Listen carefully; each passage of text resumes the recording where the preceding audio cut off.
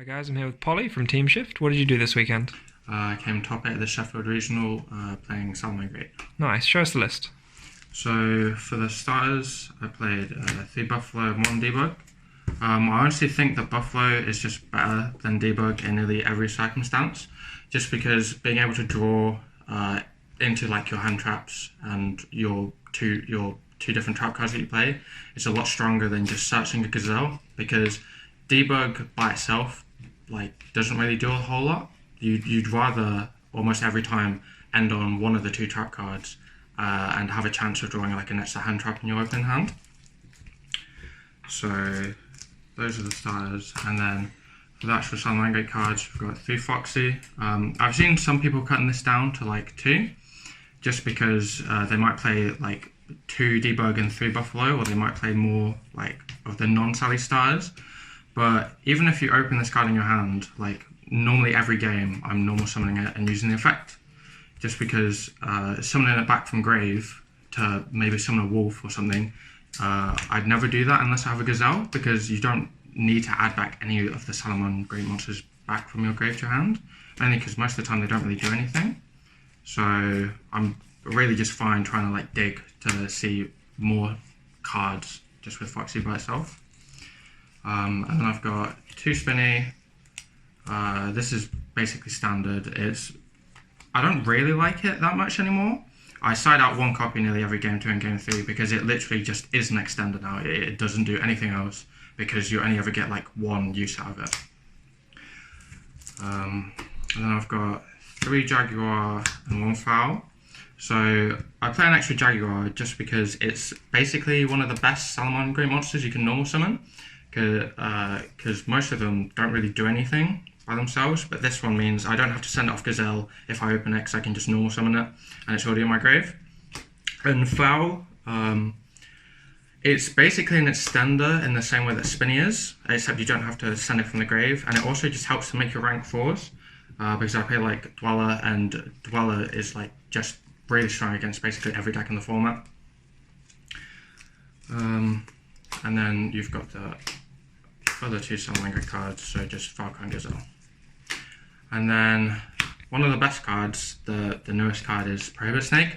I mean, most people probably know what this does, but it just does so much against...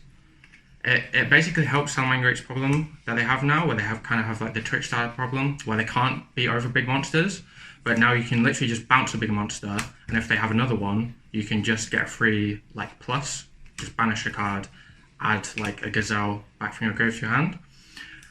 So this was just like really good all day, and especially against the 2 train opponents that I played, they can just summon a Leeb and try and attack your Link, and then you just damage step bounce it, and they basically just lose the game on the spot.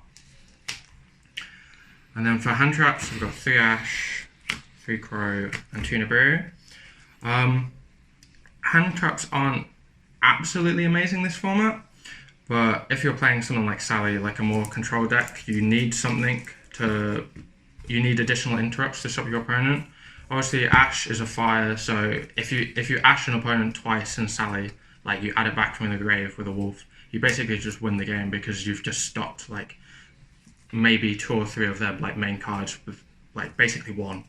And then Crow is probably the best hand trap of the format because it's so versatile and hits basically everything, kind of like Ash. And then Nibiru, I don't want to play 3 just because it's not amazing against everything. Like, I don't really care if I see it, pretty much. It's like, if I see it against like a combo-based deck, it's going to hit them in Sun form and hinder their end board, but it's not amazing against the main combo deck, which is Spiral, just because if you Nibiru Spiral at the point that you're supposed to, or that you can, they still just end on Appaloosa Sleeper, which is still like really difficult for this deck to beat. And then for spells, we've got 3 Will, 3 Mining, 3 Desires, and then 2 1-offs. This is pretty standard. I really like 3 Will just to make more links in turn 3, basically, to help just push and kill your opponent. It also kind of helps to play through Nibiru on turn 1 if you don't need to use it. And then Desires, I play 3 just because I want to see it. It lets me draw an additional card. Especially in a deck that like Sally, where it doesn't have like a 2-card combo, you just want to basically see Gazelle and a way to make a wolf. That's pretty much your entire game plan. And then for the traps, just a standard 2 rage, 2 raw. And then for extra deck, so tokens, the standard 3 Bailings, 3 Wolf, 2 YuGiOh, not much to say. And then for links, I've got Heater, Phoenix. So Heater is pretty obvious, it's just a Salamangreat deck, it's just really easy to make, and if they summon like an Ash, it's just free link climbing.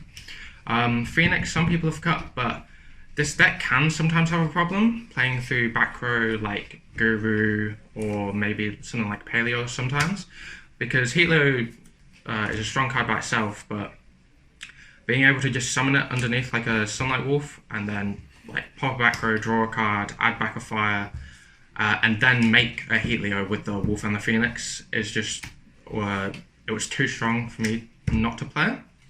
And you have other ways to like out problem cards, like some people, they play more link 4s, like a Borrow Load or something, but I don't feel like I need that just because I've got the other links in my extra deck. So I've got Transcode and Update Jammer, so this is just for basically OTKing things, and ending on Transcode and a reincarnated Sunlight Wolf underneath it is still just a strong opening turn 1. Obviously it does lose harder to Nibiru, but if you're basically getting Nibiru, you're basically going to lose the game anyway, so it doesn't matter.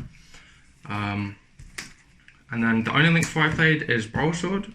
I know some people play like Borrow Load or Appaloosa, but Borrow Sword basically does the same thing as them. Like, I don't ever like summoning an Appaloosa, and it's really difficult to do it on turn 1 with this deck now anyway, just because you need to open like basically 4 Salam monsters, and 2 of them basically need to be extenders, so I don't like summoning an Appaloosa anyway, and it really limits the way that you can play the game, because normally with Sally you want to be reincarnating your links and summoning under your wolf, and obviously you can't do that if you have like a Appaloosa and then a wolf. And then Borrow Load, it can out stuff like an Avramax, but no one's really playing an Avramax anymore, and if they summon it on me, I still have like Rage or Roar to negate it if I attack into it. And so Borrow Sword basically does the same thing as like a big monster to out other big monsters, but it also means I can just kill people if I need to. So I just thought it was the best link 4 to play. And then for rank 4s, I've got Goose Girl and Dweller. They're basically the 2 best ones. At one point I was playing the Light Dragon Agnister to out like monsters that I couldn't kill really. But basically, I thought Borrow Sword and being able to fit the Transcode Update Jammer package was a lot better than just playing an extra rank 4. And then onto the side deck, I played 3 Droll.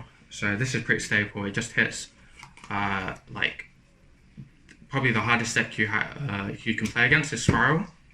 So this hits Spiral going fast or going second, depending on which whether they're playing go fast or go second. So it's always a safe side in.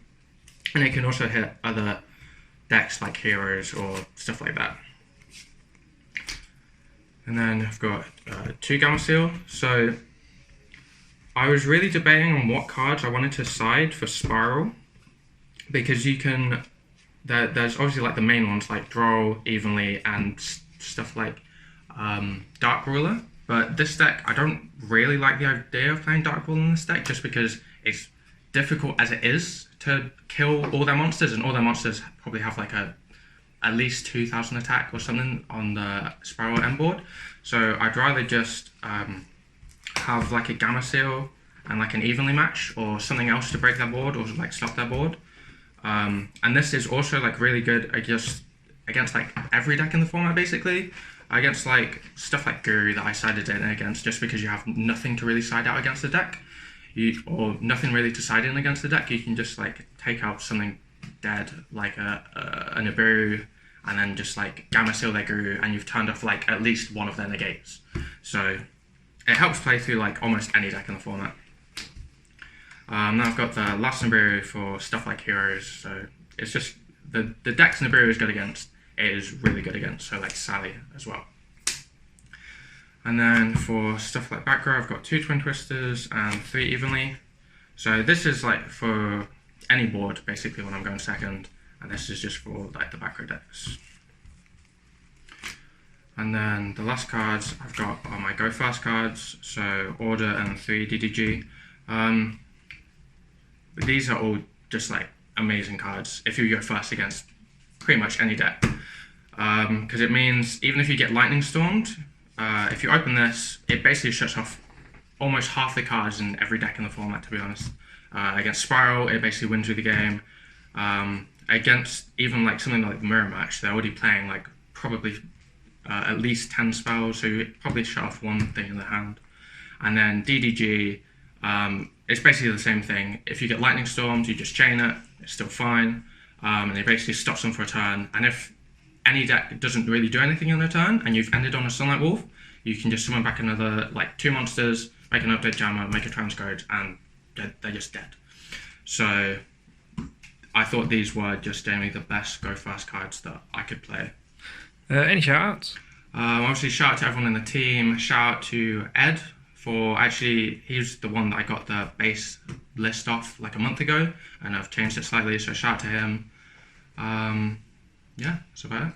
Nice. Thanks for watching, guys.